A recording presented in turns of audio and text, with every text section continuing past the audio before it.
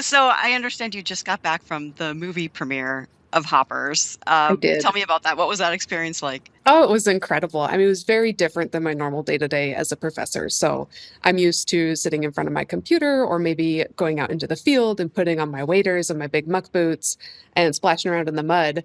And suddenly, instead, I'm out in Los Angeles wearing like a sequin dress and having my hair and makeup done to walk on the red carpet for a movie about beavers. So at least the beavers felt familiar. Everything else was a very new experience for me.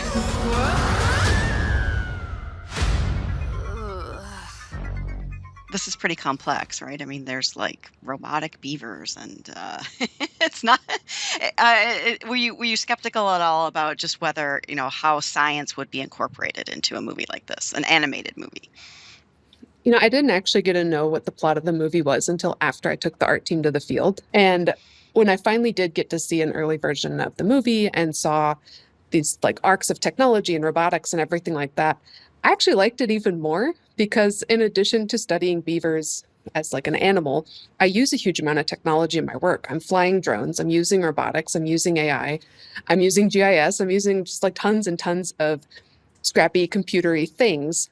And to see that also portrayed alongside the coolness of the beavers, it was like all my favorite things wrapped up in a bundle, and they did a really good job with it. So, how did this come about? How did you get, I guess, involved in this movie as a consultant? I think I was actually involved in it before I realized I was involved in it because I had been giving a talk as part of a webinar in California for the California Beaver Summit.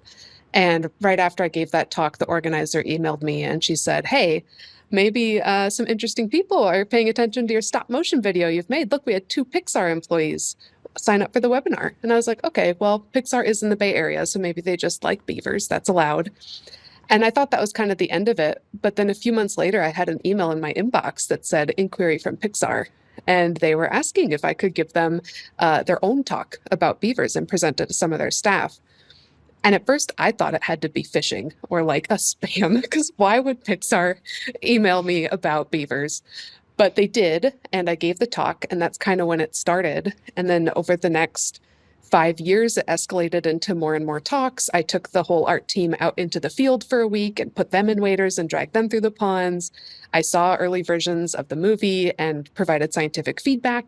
I would watch a version of the movie, however it was, whether that was hand drawn sketches or partially animated or fully animated. And then I would take notes the whole time about what I was seeing from a scientist's perspective. So, what was right? What was wrong?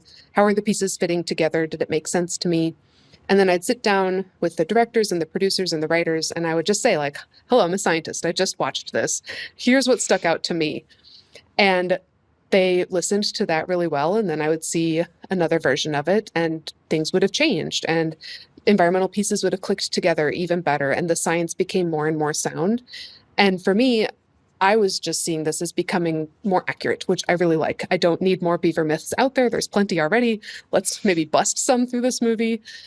But I think what ultimately happened was the characters of beavers became really genuine. It wasn't just another cuddly animal. Like, this was a unique character that was very true to real beaver biology.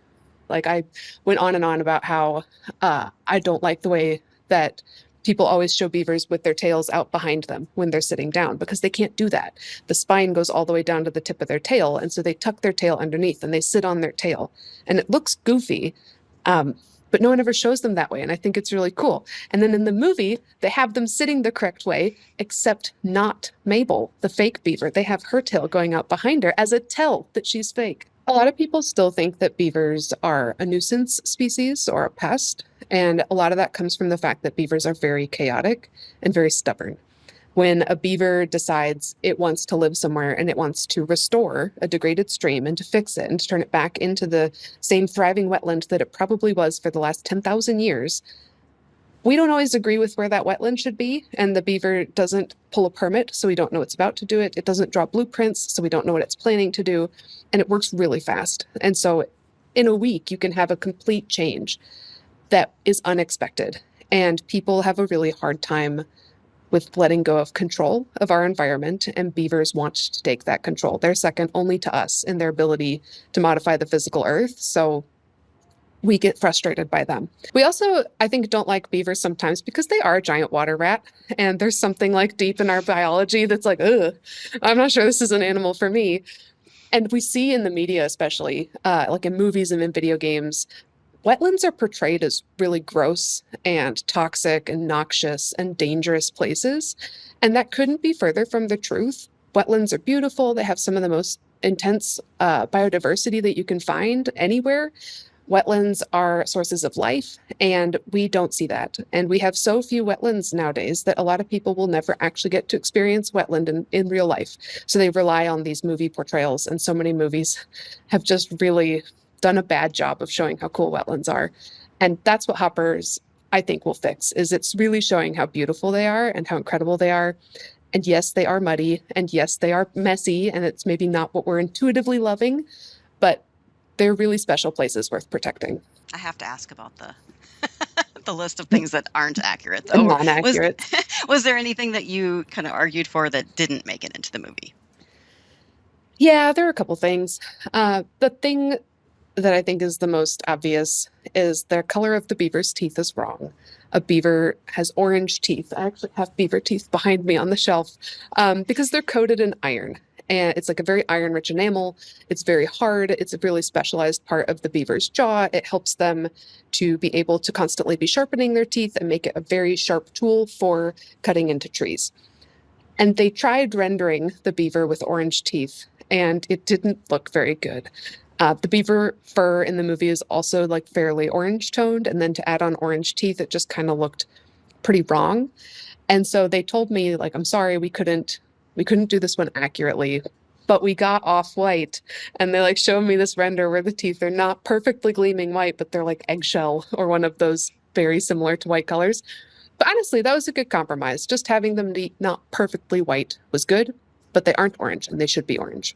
If you could use robot technology and go into the animal world, what would you want to what would you want to know about beavers if you could communicate with them? Well, I would love to hop into a beaver and then to talk to the other beavers. And the very first thing I would ask them is just why? Why do you do all of this work? Because as a scientist and a human, I have my theories about why they do things. And there's been plenty of scientists before me that have studied their behaviors and said, okay, well, this behavior protects them from predators, and this behavior helps them survive long winters, and this and that. But there's also behaviors that I don't think are quite as well described. Like, why do they let muskrats follow them around? Why do they allow mice to come live in their lodge?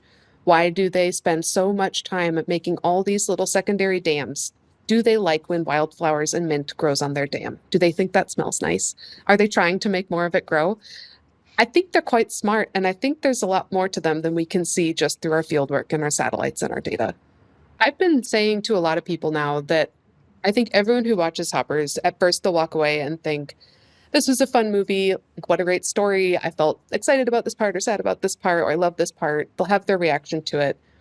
And then over time, maybe they'll see it again, maybe they won't, but they'll start to realize that they actually also got a Beavers 101 lecture through that movie.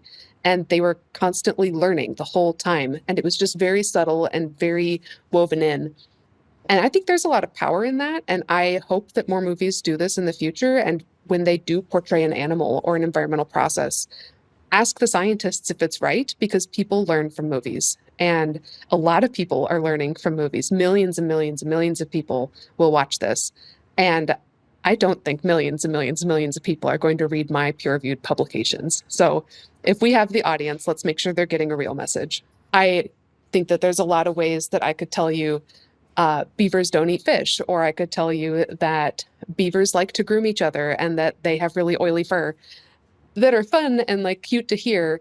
But then you watch the movie and you see like King George grooming and you're like, oh my gosh, what is happening? And you see him use it to communicate with another leader. And you're like, oh, whoa, this is a really important part of beaver behavior. I couldn't have come up with that scene. That's well beyond my skill set. But I think that's what's really cool about having science and having art so closely connected is it's going to be a lot stronger message for both people. Would you ever consider doing something like this again? Yeah, it's been a lot of fun. I think that my particular domain of knowledge is pretty specific, so it would have to be another beaver related thing for me to really bring that same amount of expertise to it. But I really loved it. It was a good way for me to think about my own work in a different manner. You know, taking the art team out and showing them my field sites, I'm pointing out things that are scientifically interesting, and then they're pointing things back out to me that are beautiful, and like the color palettes of my ponds and how the Wyoming ponds look different in terms of the colors they have than the Boulder ponds, than the Fort Collins ponds, and the textures of the water going over the Beaver Dam are a different texture than the downstream water. And I really liked having those things pointed out to me because I appreciated them in a different way. But I also liked them because it made me think of more science questions like, why is the water a different texture as it comes over the beaver dam? What does that tell me about the water flow and the porosity of the beaver dam? So there's some good synergy there. I would do this again for sure. I think this whole experience has showed me that I really never know where a project is going to go. When I first started studying beavers and studying the ways that they change ecosystems and the ways that they interact with climate change, I had absolutely no idea it was going to turn into a Pixar movie. And I don't know what my next project will be for sure. It's going to be about beavers. I know who I am. But who knows where that one will go? So just like keep doing what I'm doing, asking the questions that I think are really interesting, making sure it's stuff that's relevant to people. I personally really want to study topics where it matters and it matters today. And I think that's one of the reasons the research was part of the movie. And I think it's one of the reasons that the movie's going to be successful is because these are things that matter today and people want to hear stories that they can relate to. Is it true that there's a character in the movie named after you? It is. So there's a professor in the movie, and her name is Dr. Samantha E. Fairfax. And if you look her up on the wiki, her name is Dr. Samantha Emily Fairfax.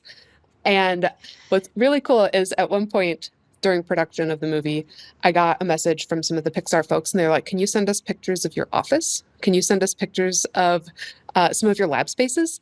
And I was like, "Sure." And so I'm taking all these pictures and sending them to them.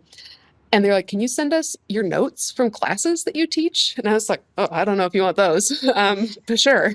And so I sent them like digital versions of my notes and everything.